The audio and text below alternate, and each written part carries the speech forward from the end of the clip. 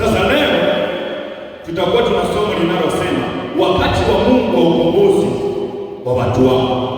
Wakati wa Mungu wa ukombozi wa watu wao. Wakati wa Mungu wa ukombozi kwa watu wao. Mwanzo 3:15 na Wagalatia sura ya 4:4-5. Leo tutakuwa tunasoma mada kuu sasa ni mpango wa Mungu wa ukombozi wa nani? Wa mwanadamu. Sasa tunatembea na subtitle. Leo tutakuwa tuna somo hili linalosema wakati wa Mungu wa ukombozi kwa watu wao. Mungu huwa ni Mungu wa wakati. Mungu ni Mungu wa majira na yaani kama kuna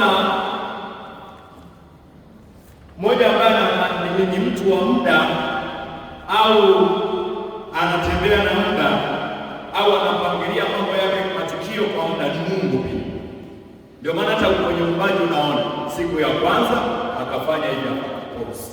Siku ya kwanza ameumba nuru na giza, si ndio? Akapose. Siku ya pili Mungu akafanyaje? Akaumba anga, akatulia. Siku ya tatu Mungu akaumba. Aliumba nini siku ya tatu?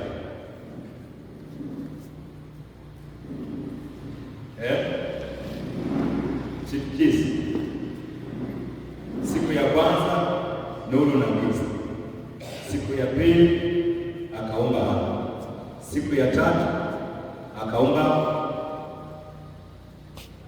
nini? Nchi kavu na mimea. Siku ya 4 akaumba mianga angani, jua, mwezi na nyota. Siku ya 5 akaumba wanyama kwenye maji, samaki, viumbe vyote. Siku ya 6 akaumba wanyama wa nchi kavu pamoja na wanadamu. Bwana Yesu asifiwe. Sasa Mungu ni Mungu anayetembea na nini?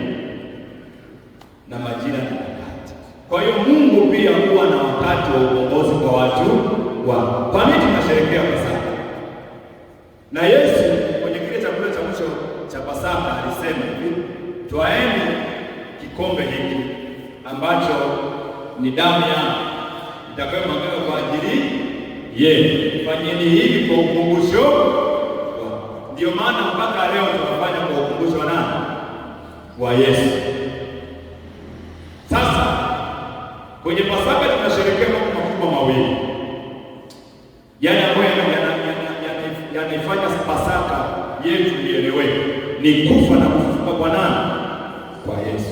Kama angelikufa asingelifufuka, tungekuwa wenda wazimu na tungekuwa tunafanya ibada ya mizimu, kwa sababu tuna mwezi ambaye hayuko hai na Mungu amekataza tusiabudu wafu.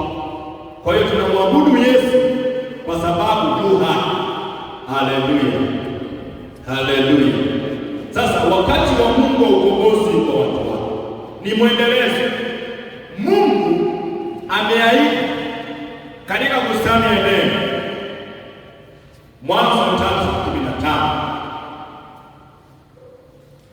3:15 Mwanzo, Biblia inasema hivi, nami nitaweka uadui kati yako na huyo mwanamke na kati ya uzao wako na uzao wako, huo utakuponda kichwa na wewe utakuponda kisigino.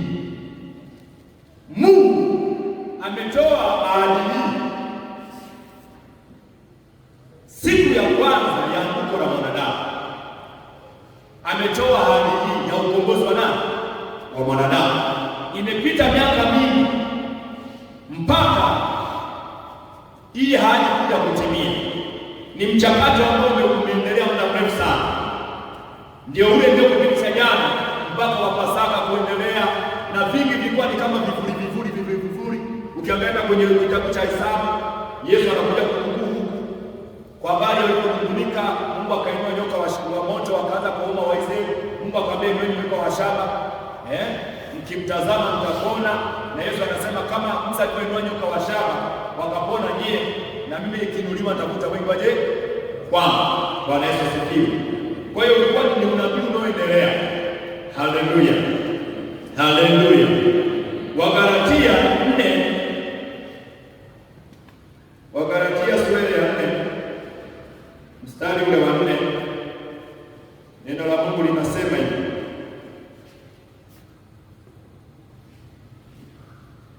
hata ulipowadia utimilifu wa wakati, Mungu alimtuma mwanawe ambaye amezaliwa na mwanamke, amezaliwa chini ya sheria. Yesu amezaliwa katika agano la kale. Tunaelewana? Bwana Yesu asifiwe. Ndio maana alishiriki Pasaka ya agano ile ya Misri. Yesu amezaliwa chini ya sheria. Tunaelewana? Kusudi awakomboe hao walio chini ya nini? Ya sheria, ili sisi tupate kupokea hali ya kuwa wana. Haleluya, haleluya. Lakini inaanza hata ulipotimia utimilifu wa nini? Wa wakati. Hata ulipotimia utimilifu wa nini? Wa wakati. Wakati ule wa Mungu aliokuwa amekusudia ulipotimia, Masihi akaja. Bwana Yesu asifiwe. Na mimi nakuombea siku ya leo au juma hili uwe ni wakati wa ukombozi wako. Bwana Yesu asifiwe. Haleluya, haleluya. Nasema hujanielewa. Nasema katika siku hata hii ya leo na wiki hii iwe ni siku au wakati wa ukombozi wako. Sijui katika eneo gani, lakini uwe ni wakati wa ukombozi wako, na ukiamini hivyo utapokea kama wakati ya imani yako. Haleluya. Na naomba nikutie moyo mpendwa na kukwambia jambo hili. Watu wengi tunakosa baraka kwa sababu ya kuchengana moja na wakati wa Mungu kutokuamini. Bwana Yesu asifiwe. Kuna mmoja leo kusema hivi: usiliangalie kontena,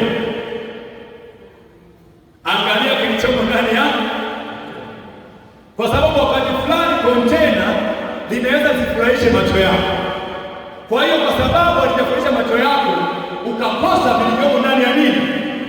Ya kontena, kwa sababu ya kudharau. Bwana Yesu asifiwe. Hii haikuanzia leo, ilianzia zamani. Hata ambao walikusudia wokovu kwa mara ya kwanza walikosa kupokea kwa sababu waliliona kontena na aliyopelekea ujumbe wakamtafsiri vingine. Bwana Yesu asifiwe. Bwana Yesu asifiwe. Na Isaya alikuwa ameshaonya, na watu wengi tunakosea kwa sababu hii. Bwana Yesu asifiwe. Isaya 53:1 hadi 3. Naomba nikujengee jambo hili kwanza, nitakusaidia. Si leo tu, bali siku zote ambapo awe ni mchungaji amesimama, awe ni yoyote ameteuliwa asimame, awe ni mzee wa kanisa ameambiwa asimame hiyo siku kudeliver message. Naomba nikwambie hivi, usimuone mzee wa kanisa, ona kile ambacho amekuletea. Bwana Yesu asifiwe. Haleluya. Isaya 53 inasema hivi: ni nani aliyesadiki habari tuliyoileta? Na mkono wa Bwana amefunguliwa nani? Maana alikuwa mbele zake kama mche mororo na kama mzizi katika nchi kavu. Yeye hana umbo wala uzuri, na tumbo lake hana uzuri hata tumtamani. Alizarauliwa na kukataliwa na watu, mtu wa huzuni nyingi, hatuwezi kitiko, na kama mtu ambaye watu huficha nyuso zao. Alizarauliwa wala hakuhesabiwa kuwa kitu. Isaya ameziona nyakati za Bwana Yesu. Isaya tunamwita ni nabii wa Masihi kwa sababu ndiyo nabii pekee ambaye amezungumzia habari za Yesu kuliko manabii wote, kwa kufunua tangu kuzaliwa kwake. Isaya 7 kwa habari kwamba bikira atachukua mimba, atamzaa mwana. Bwana Yesu asifiwe. Tunamwita Masihi, tunamwita nabii wa Masihi. Yeremia tunamwita huyu ni nabii wa machozi au maombolezo. Haleluya. Bwana Yesu asifiwe. Sasa Isaya alichoziona siku za Masihi mbele sana, kwamba hata akija hawatamkubali. Bwana Yesu asifiwe. Bwana asifiwe. Bwana asifiwe. Haleluya. Haleluya. Yohana, nataka kwanza nikuondolee mashaka, nikuweke vizuri, ndio tutaelewana vizuri. Yohana 12:37-40 inasema hivi: walakini ajapokuwa amefanya ishara nyingi namna hiyo mbele yao, hawakumwamini. Tunaelewana? Ili litimie neno la nabii Isaya aliyosema, ndio hilo ambalo nimelinukuu: Bwana ni nani asiyesadiki habari zetu, na mkono wa Bwana umefunuliwa nani? Ndiyo sababu wao hawakuweza kusadiki, kwa maana Isaya alisema tena, amewapofusha macho, ameifanya mizito mioyo yao, wasije wakaona kwa macho yao, wakafahamu kwa mioyo yao, wakaongoka nikawaponya. Kwa hiyo Isaya aliziona kwamba Masia atakapokuja watamkubali, na kwa sababu hawatamkubali, hawatapokea kile ambacho amewaletea. Aliwaletea wokovu. Yohana 1:11 anasema alikuja kwake wale roho wakupokea, bali wote waliompokea roho waweza kufanyika watoto wa Mungu, ndio wale waliaminiwa jina lake. Bwana Yesu asifiwe. Yaani unakuta wewe mzazi, tunaelewana, una mtoto nyumbani amezaliwa kwenye wokovu. Bwana Yesu asifiwe. Ameona unavyoomba, ameona wakati mwingine wagonjwa wanakuja nyumbani, unawaombea wanaponywa, alafu hajamkubali Mungu wako, alafu anakuja mtu mgeni, mfanyakazi ya mkini nyumbani kwako, anampokea Yesu nyumbani mwako, watoto wako hawajampokea Yesu. Hivi mnanielewa ninachozungumza? Hivi tunaelewana? Yaani na mtoto nyumbani anamkataa Mungu wako, na ameona matendo makuu ya Mungu katika maisha yako, jinsi Mungu anavyokutumia, jinsi Mungu anavyowalisha kwa ajabu, anavyowaponya kwa jinsi ya ajabu. Hata yamkini watoto wako wameziona baraka za Mungu, lakini wanamkataa Mungu wako. Alafu watu wageni wa nyumbani wanakuja nyumbani mwako, wanampokea Yesu na wanajaa Roho, wanakuwa watumishi nyumbani mwako, mpaka unamtamani mfanyakazi angelikuwa ni mtoto wako. Sio wewe wa kwanza, hata watoto wa Samueli walimkataa baba yao na huduma yao. Wakina Yoeli wamevuruga. Mungu atusaidie. Bwana Yesu asifiwe. Kwa hiyo ninachozungumzia ni imani. Ili upokee muujiza wako, lazima uwe na imani kwa Mungu na kwa yule ambaye Mungu amemtuma kwa ajili yako. Bwana Yesu asifiwe. Wakati mwingine unaweza ukadharau, kumbe ni wakati wa Mungu, amemtuma Mungu mtu fulani ana ujumbe kwa ajili yako. Kwa sababu ya alivyo ukakataa kupokea ile meseji yako. Na nimeona mambo ya ajabu sana. Kuna mtu fulani alisema hivi, siwezi kusikiliza mhubiri ambaye hana hela. Haya bwana, Mungu atusaidie. Kwa hiyo sio wewe wa kwanza, walikuwepo. Kwa hiyo wao walimtazamia Masihi aje kwa namna fulani, na akuja kwa namna roho imetazamia. Ndio maana hata maneno ya matumaini Yesu aliyokuja kuyasema, amesimama tu katika sinagogi la kule kwao Nazareti, na amekulia Nazareti. Baba yake Yusufu wa kimwili amefanya kazi ya useremala Nazareti, na Yesu amefanya kazi ya useremala wapi? Nazareti, kwa sababu Yusufu amekufa mapema. Kwa hiyo Yesu kama kaka mkubwa kwa Mariamu alichukua hatamu ya kuitunza familia. Bwana Yesu asifiwe. Kwa kufanya kazi ya nini? Ya useremala.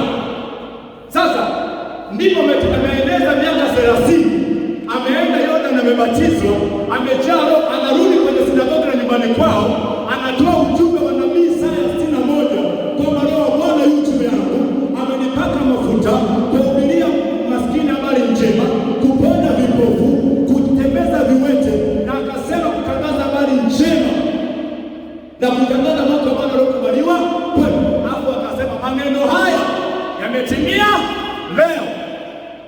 Neno gani walilisema? Walisemaje hapo?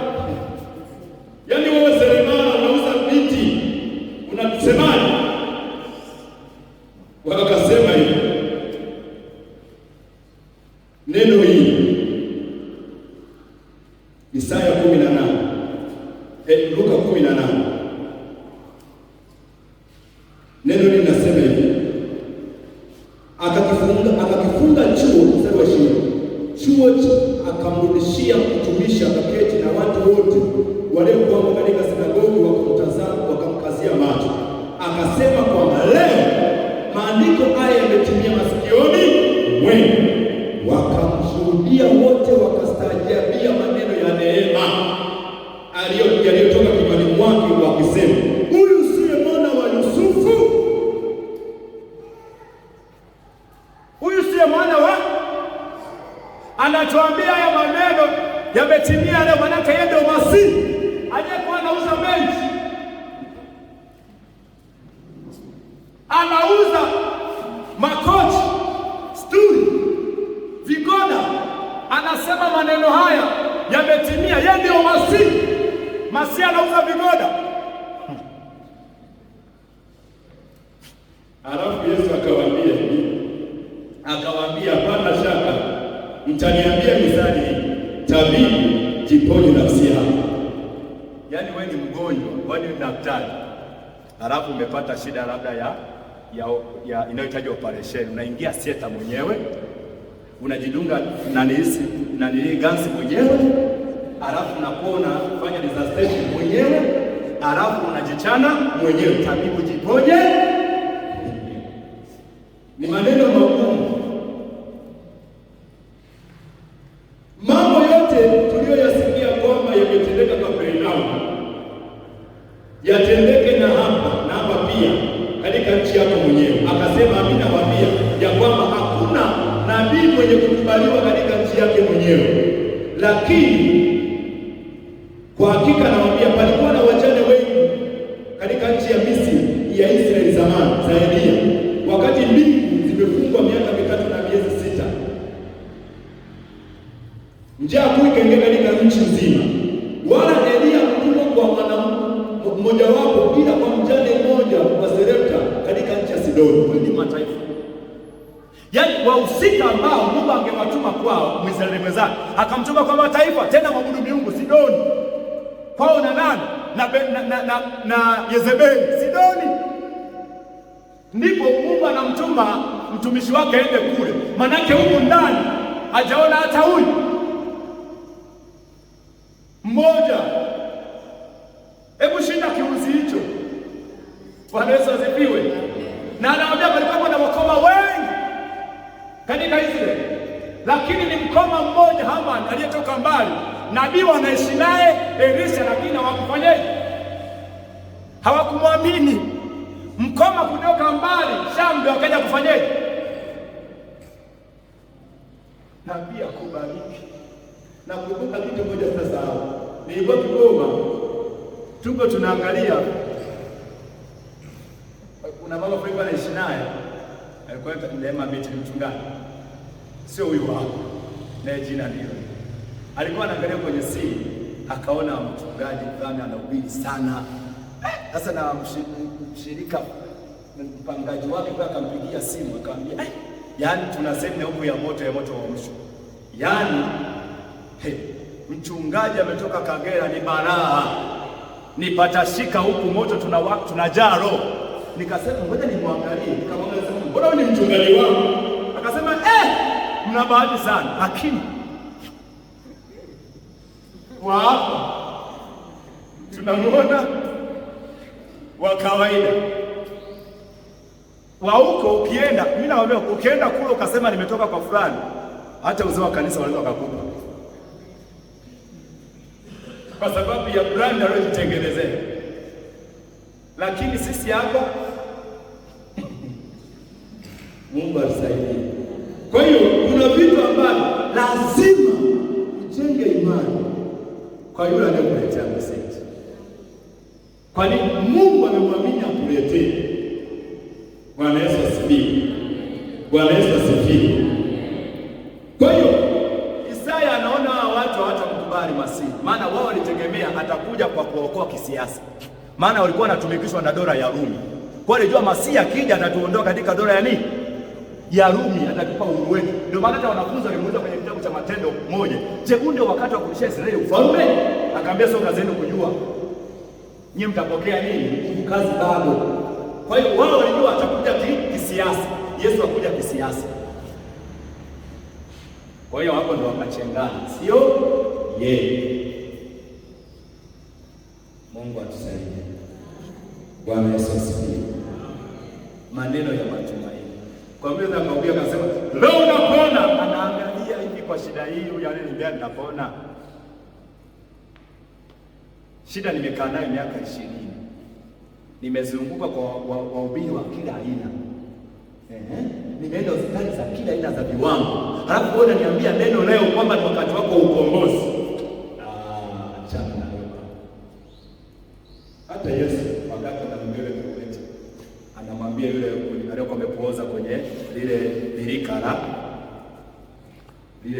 akamkuta, akamwambia, je, unataka uwe mzima? Akasema, yaani sitakwenda kunitia wewe. Sijakwambia muda wa kutia birikani. Nimekwambia unataka kuwa mzima. Yaani unajua ndugu zangu waliniacha hapa muda maneno mengi ya nini, nakwambia unataka kuwa mzima.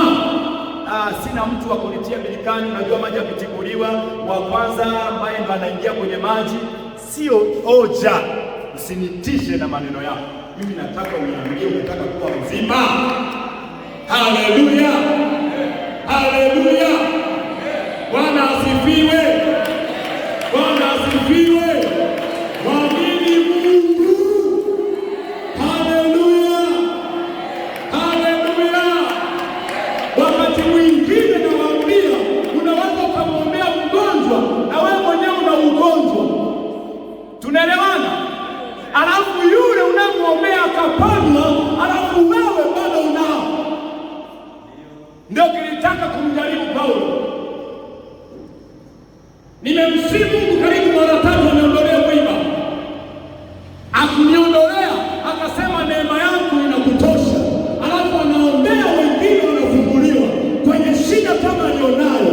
Kwa nini? Naomba nikuambie hivi, amini neno la Mungu, amini mtumishi wa Mungu, utapokea kile ambacho Mungu amekusudia kukupatia kwenye maisha yako. Au ni yoyote amesimama madhabahuni kwa Bwana, ni mchungaji, ni mzee wa kanisa, ni shemasi, amini neno la Bwana. Yesu alisema hivi, waaminini Mafarisayo kwa sababu wameketi kwenye viti vya hukumu za Musa, lakini kwa habari ya matendo yao usifuate. Hebu heshimu hata madhabahu ambayo inakulisha chakula. Haleluya. Bwana Yesu asifiwe. Mwamini Mungu. Somo letu ni wakati wa ukombozi. Wakati wa Mungu wa ukombozi kwa watu wake. Hata ulipotimia utimilifu wa wakati, Mungu alimtuma mwanae aliyezaliwa na mwanamke kwa chini ya sheria apate kutukomboa na kutufanya kuwa wana. Kuna kweli kadhaa ni vyema kulifahamu katika somo hili. Moja, Mungu wetu ni Mungu wa mipango. Ni Mungu wa mipango. Mungu anapangilia mambo yake. Anaweza akapanga mambo ya miaka mingi sana. Amepanga toka Edeni kumkomboa mwanadamu. Imetimilika leo. Bwana Yesu asifiwe. Haleluya. Lakini jambo la pili, kweli ya pili, Mungu ni Mungu wa majira na nyakati. Mungu wetu ni wa majira na nyakati. Anafanya jambo lote kwa makusudi yake kwa wakati sahihi. Haleluya. Haleluya. Kwa hiyo mtie moyo mpendwa, hata na wewe Mungu ana wakati na wewe wa kushughulika na shida yako, kushughulika na mateso yako, kushughulika na changamoto yako. Na naomba nikwambie, wewe endelea kupandisha imani. Haijalishi wakati ni leo au ni kesho, ninachoamini wakati wa Mungu kwa kila maisha yako upo. Shida haitakukula na kukumaliza kabla Bwana hajaingilia kati, kwa sababu wewe ni mtu wako. Bwana Yesu asifiwe. Bwana Yesu asifiwe. Lakini pia kweli ya tatu, ujio wa Mwokozi kuja kutukomboa ni shirikishi. Ni tendo shirikishi. Mungu amechagua tangu zamani kufanya kazi na mtu wake na mwanadamu, afanye mwenyewe. Ndio maana hata wokovu sio tendo la Mungu peke yake, mwanadamu pia kwenye nafasi ya wokovu anahusika. Nafasi ya Mungu ni kuachilia neema ya wokovu. Alikufa Yesu msalabani, akaachia neema nini? Nafasi ya mwanadamu ni kuikubali ile neema. Injili ikihubiriwa, mtu asipokubali, sasa nitasema Yesu Mungu sio mwokozi. Injili inahubiriwa, kuna nafasi ya mwanadamu akubali ile injili aweze kufanyaje? Kuokolewa. Kwa hiyo mambo ya Mungu ni shirikishi. Ukombozi wa kimungu ni shirikishi. Mungu upenda kushirikiana na mwanadamu, atendi mwenyewe. Warumi 8:28. Warumi 8:28. 8:28 Warumi. Neno la Mungu linasema hivi: nasi tunajua ya kuwa katika mambo yote Mungu hufanya kazi pamoja na wale wampendao, katika kuwapatia mema, yaani wale waliotoka kusudi lake. Kwa hiyo Mungu hufanya kazi pamoja na wale wa Mungu. Kazi yoyote Mungu anafanya na wewe uliokombolewa ndio kinywa cha Mungu. Ukihubiri, Mungu amehubiri. Bwana Yesu asifiwe. Haleluya. Kwa kila ahadi na mpango wa Mungu, tunajua Mungu ni mwaminifu kutimiza neno lake la ahadi. Lakini kutimia kwa hilo neno la ahadi, kuna nafasi ambayo Mungu ameiacha kwa mwanadamu ili kukamilisha mpango wake. Anasema uzao wa nani? Wa mwanamke. Hapo ameshamhusisha nani? Mwanadamu, kwamba mpango wa wokovu utapitia kwa nani? Kwa mwanamke. Huyo ni mwanadamu. Mungu asingeshuka mwenyewe hivyo hivyo akaja kumkomboa nani? Mungu anapenda ushirikishi, anashirikisha.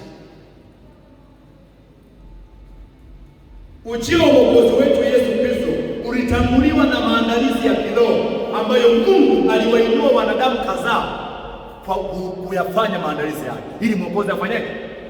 Aje.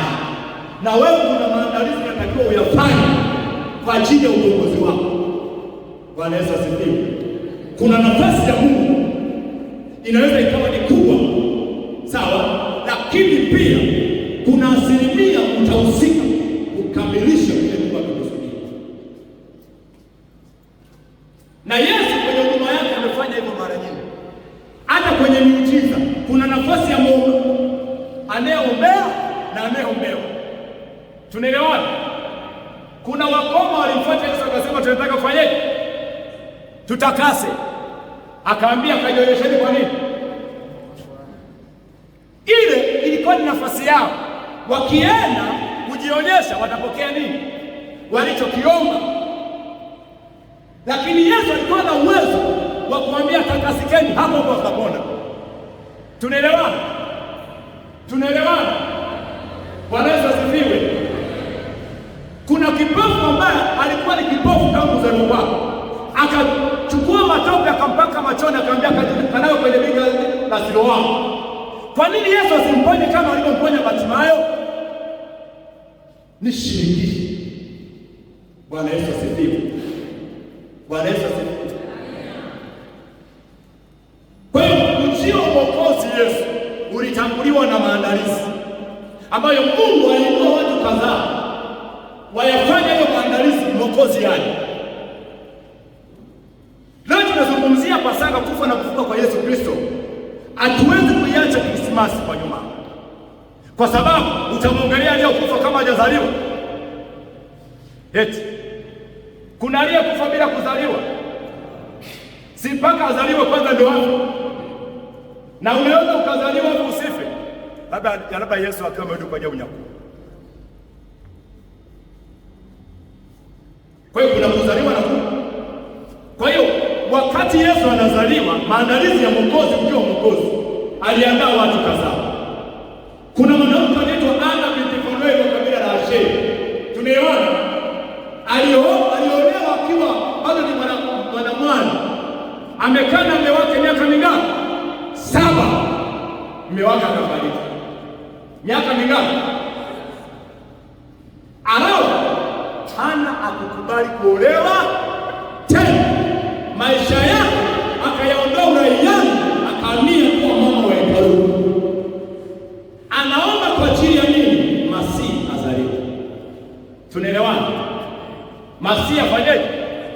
Maombi.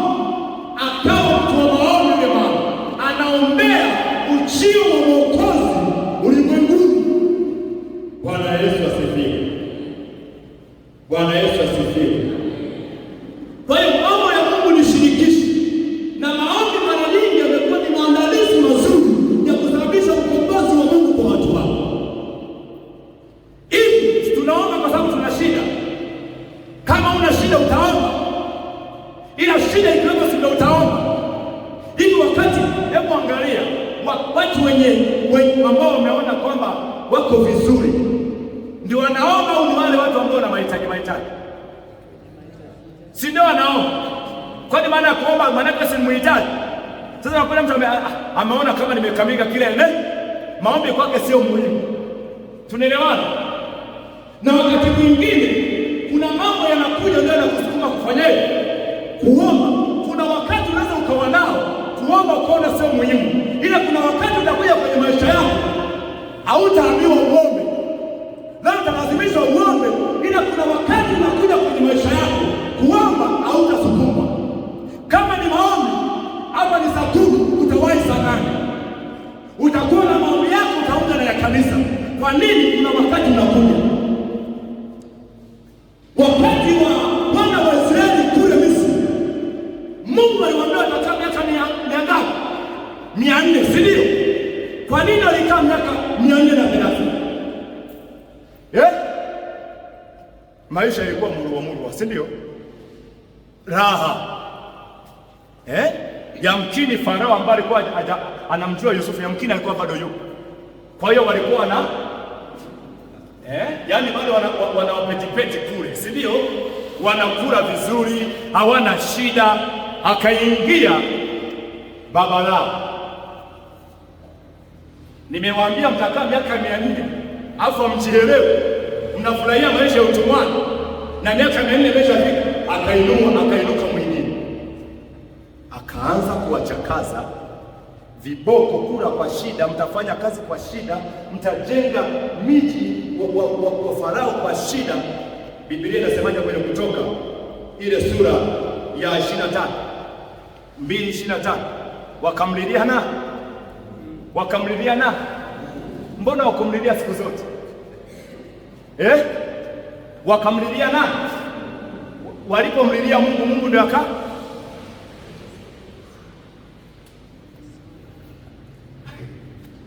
ila wakati mambo yako vizuri wakumlilia na, ila wakati ulipoinuka mbaya wakumlilia na,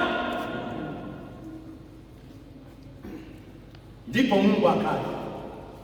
Mungu atusaidie. Bwana Yesu asifiwe. Mungu ndio akaja wakati ulipokuwa mbaya, akaja. Sema uniite wakati wa shida zako. Kwa hiyo tumwite tu Mungu wakati wa shida tu.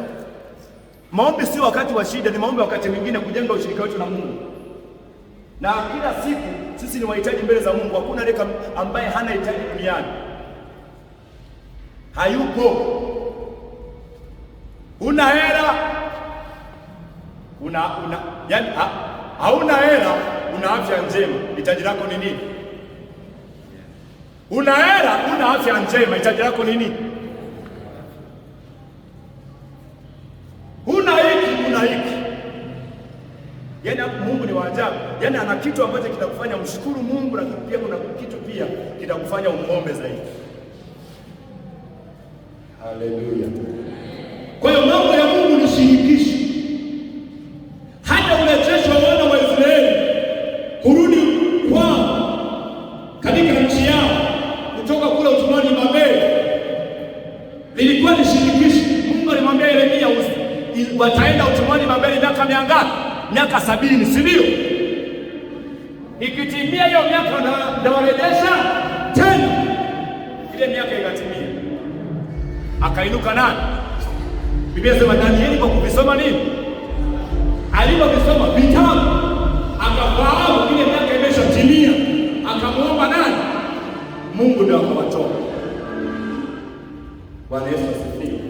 Kwa hiyo maombi ni njia mojawapo ya maandalizi ya kuleta ukombozi wa kimungu kwenye maisha yako.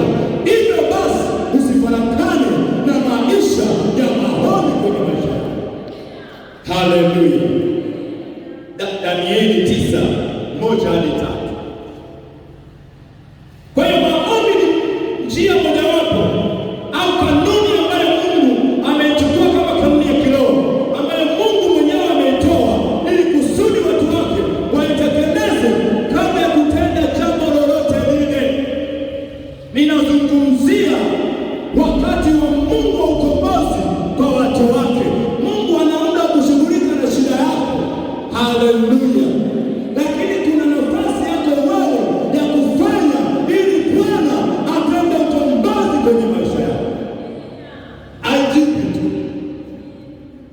Hivi kwenda hospitali kumwona daktari kumetanguliwa na kitu gani kwanza? Utaenda tu hospitali. Hivi nani hapa ambaye anakuwa aumwi ila anaenda hospitali kwa ajili ya check up tu? Nyosha mkono. Yaani hauna ugonjwa wote unaokupeleka hospitali ila unaenda kwa ajili ya check up ya mwili. Nyosha mkono. Hauna hata mafua ila unasema naenda kutoa hii hela, kama ni bima au ni hela kesho nilipe kwa ajili ya cheti, nimuone daktari kwa ajili ya check up ya mwili, wapime vipimo vyo. Nani anafanya hivyo? Kwa hiyo kinachopeleka hospitali ni nini? Usipoumwa uende wapi? Usipokuwa na shida kumwomba Mungu. Hata kila kitu unacho, sasa umuombe Mungu. Watoto wanampenda Mungu wote, yani uzao wako wote, watoto wako wanampenda Yesu. Yaani mmoja ni mpiga drums, mwingine tena mpiga drums ya rejaro, mwingine ni praise kabambe, mwingine yumo kwenye kwaya, mwingine ni mhubiri machachari, mwingine yani anampenda Yesu, ni rubani. Hao watoto, alafu yani kuku zako zinatotoa tu, yani wewe unaomba Mungu ajakuokoa watu wa Bwana, kama vile tutakuwa na ulinzi na kuombea hayo maradhi na ugali. Sara ya basi ya. Sasa mambo yamekaa shwari. Sasa unaomba hiyo.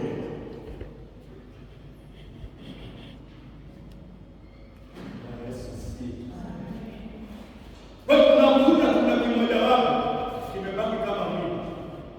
Ili kwa sababu akikuondoa utatoka kwa Mungu. Kwa hiyo Mungu anataka akupende zaidi. Awe na ushirika na wewe zaidi. Umuombe zaidi. Ndio maana tunahitaji kusikiliza hapo, lazima muombe Mungu. Utachunguza vile neno zake au Mungu amekuja kwa neno gani. Kuna mambo ambayo yanakufanya kuna ushirika mzuri na Mungu. Haleluya. Ndio maana lazima uwe na ufahamu katika neno la Mungu kwa mali zako, lakini pia uwe na uwezo wa kuchukua hatua kwenye maombi. Danieli alifanya hivyo. Alisoma vitabu, baada ya kusoma vitabu akafahamu hali ya Bwana, akaingia kwenye maombi. Mwisho wa siku wakapokea ukombozi wao. Haleluya. Haleluya. Haleluya. Haleluya.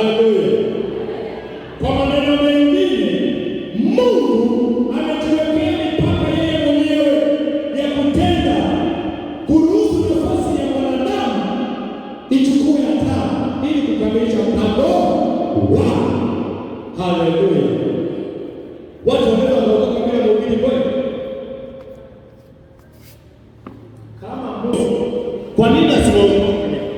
Kwa nini akutume mama Naomi ukasimame jukwani uhubiri? Kwa nini?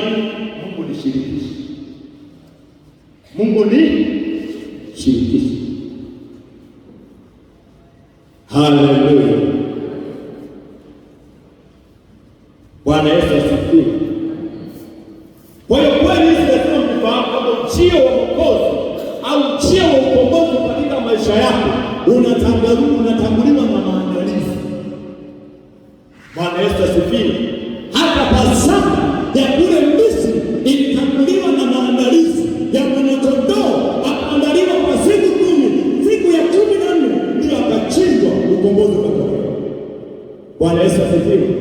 Ilikuwa ni sharti aandaliwe kwa siku 10. Siku ya 14 ndio achinjwe, maana ndio Pasaka. Haleluya. Haleluya. Haleluya. Kwa hiyo kweli nifahamu, kweli nyingine ni hii. Kuna wengine hamtakufa mpaka macho yenu yamezishuhudia baraka za Bwana, yameshuhudia ukombozi wa kimungu katika maisha yako, kwenye wazao wako, kwenye jamii yako, kwenye nyumba yako. Haleluya. Wala hataruhusu uone mauti kama macho yako hayajashuhudia. Luka 2:25-35. Kuna mtu fulani anaitwa Simeoni. Leo Bwana alikuwa amemuonya kwamba hautaona mauti mpaka umeuona tumaini la Israeli, mkombozi amezaliwa. Na walipopewa ujumbe, Yesu alipokuwa wao akawaambia, sasa macho yangu yameuona wokovu wa Bwana, waweza kumruhusu mtumishi wako aende kwake. Haleluya. Haleluya. Maombi yako sio bure wewe mama. Maombi yako sio bure wewe kijana.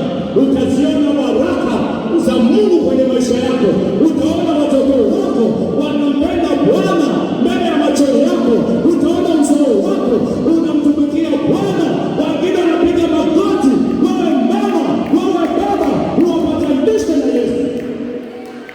Macho yako na kuombea na uone ukombozi wa kimungu juu ya kazi yako, juu ya uzao wako, juu ya watoto wako, juu ya afya yako. Haleluya. Bwana ni mwema sana kwa wale wanaomcha Mungu. Kwa wakati wa Bwana mwenyewe atatenda na atatimiza ahadi za Mungu za kwake kwenye maisha yako. Mungu si anayekuahidi kitu kwa baraka ya mjini kamshinda wewe, au wakati unachokenda mbaya akashinda kutimiza. Mwanadamu anaweza kuahidi kitu fulani, hata 10,000 kukupatia, njoo kesho chukua 10,000, lakini ukakuta usiku huo ameuguliwa na mgonjwa, ile 10,000 kama itenda kupatia amepeleka wapi? Alikuwa na nia njema, ila hakuwa na uwezo wa kutimiza. Mwanadamu anaweza kuahidi kitu alafu kikawa chini ya uwezo wako. Mungu vyote anavyokuahidi vimo ndani ya uwezo wako. Bwana Yesu asifiwe. Naomba nikwambie, usimwekee Mungu mipaka ya utendaji wako. Ondoa hiyo kwenye maisha yako. Naomba nikwambie tu, naamini Mungu anakuonyesha uwezekano. Wakati unaona uwezekano, daktari anasema uwezekano, dunia inasema uwezekano. Bwana sio muongo. Bwana anafanya. Bwana atatenda. Umeomba jambo unalo, usikate tamaa. Nenda tena na tena, na liamini neno la Bwana. Yaangalie yote yaliyoko huku, yafanyie kazi. Bwana Yesu asifiwe. John Wesley alikuwa amelala kitandani, amepooza, hawezi. Akachukua Biblia akawa anasoma kitabu cha Injili, miujiza ya Yesu anapofanya. Alafu imani katika moyoni mwake alisema nini? Kama Yesu ni wewe uliyosema haya na ukusingiziwa na walioandika wakusingizia, mimi ni mzima aliyepo. Sio kwamba ameombea, akasema kama ni wewe uliyosema, na hizi habari zimeandikwa kwa ajili yako.